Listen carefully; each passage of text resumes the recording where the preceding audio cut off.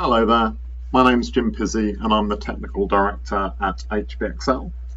This is just a quick video to give you a first look at the new roof tools that we're working on for release in 2022. It's a brand new way of drawing roofs from what we currently have in PlansXpress, and it allows you to do a lot more than the existing toolset, so we're very excited to get it into your hands. I'm going to start off by showing you how to draw a roof and a dormer using the new tools, and then I've got a couple of more complex drawings to show you that really show off the abilities of the new software. So let's get started. As you can see on screen here, I've got a simple footprint of a house, but it's going to have different wall plate levels on the roofs. So this, as you may well know, is something that's a bit of a struggle with the existing tool set. So I'll show you how we're going to do it with the new ones. So if I go into the roofs menu and I'll pick my new tiled cut roof option. The inputs here are very similar to what you've currently got, although we're now asking for a thickness of roof covering as well as the roof structure that just adds a bit extra to the 3D. Most things though you'll recognize. The roofing does talk about areas of flat roof and areas of gablet roof, so they're two new features that you'll see within the software. So I'll just finish clicking through those, and this is the new menu asking you what shape of roof you want to draw. So the top three you'll recognize from the software, but then the next three are new. So the options draw a mansard or a gambrel or this gablet roof. So I'm going to start fairly simple. I'm going to put an apex roof with a barn hip on it. Enter the distance from my wall plate to wall plate for that. And then it asks me what method I want to use to draw it. So this is something new. We've got three ways of doing it. I can draw a rectangular section, so that's basically what you're doing in the existing software, drawing rectangles for each section of the roof. Or I can pick a closed circuit of walls, which I'll show you. The third option is to draw a polyline, so draw the outside of a roof. And I'll show you that way of doing it when we put a dormer on in a minute. So I'll click finish. So all I need to do is just move my house over this section of walls, and you can see it picks up where that roof will go, and then I can move my mouse to the end so that it actually puts the barn hips on the right end rather than on the middle. So I'll move it there and I'll just click again, and that roof then gets placed.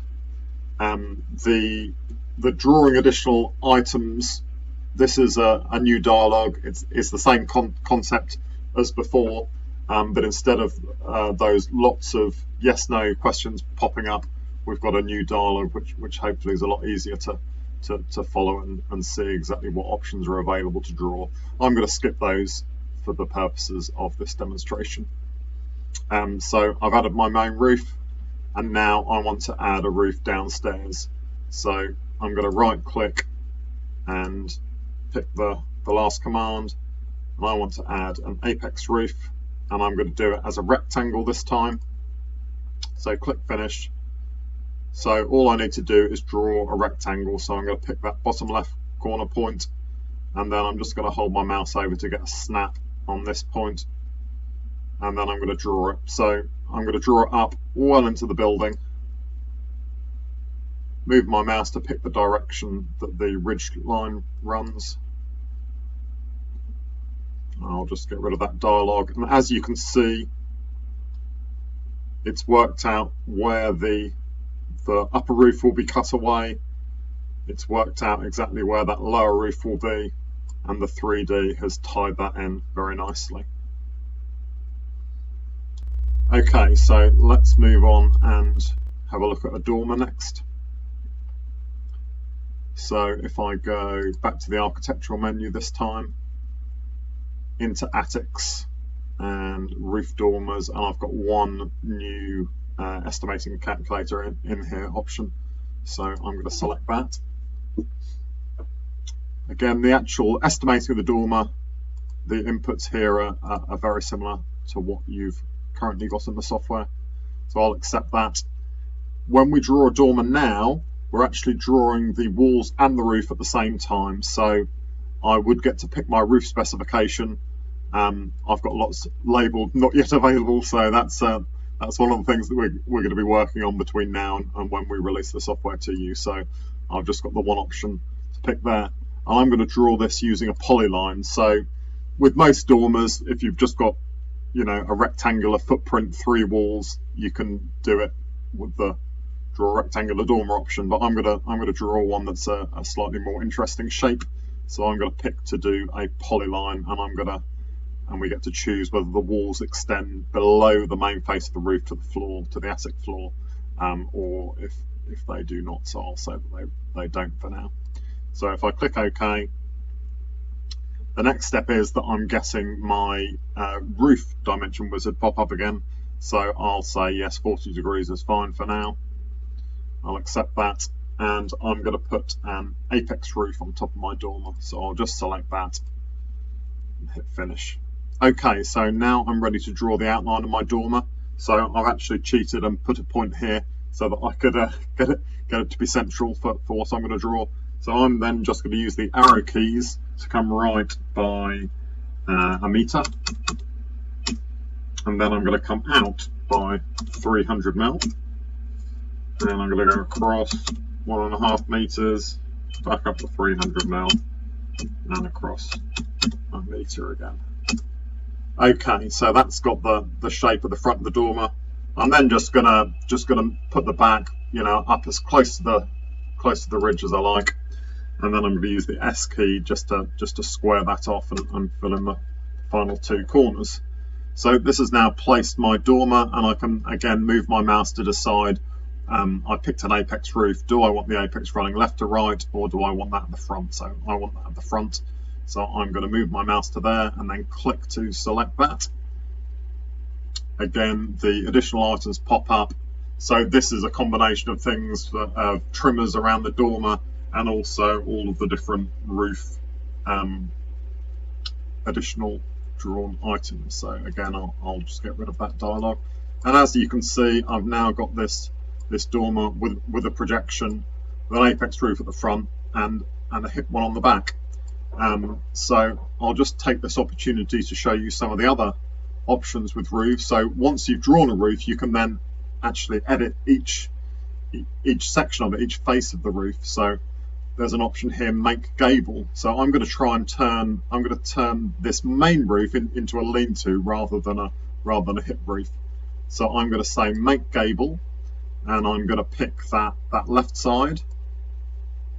And then I'm going to choose that again, make gable, and I'm going to make the right side a gable. So now you'll see I've got a lean-to roof. It's a very, very steep pitch. We're actually ending up with the back wall on my dormer, so I don't want that. So I'm now going to use the edit roof pitch command, and let's set that to 15 degrees. And so I'll select that eaves for my 15 degrees, and then again I'm going to go back in and I'll do the same on the other side. So 15 degrees, select that other side, and you can now see that's brought that down. So I've got a 15-degree roof with my apex in the middle. So I mean, you know, there's just no way of doing that in the existing software. So you can be a lot more imaginative in your designs and what you can produce with the new software. So it's a really neat little tool set that we have developed here. So a couple of other examples just to show you.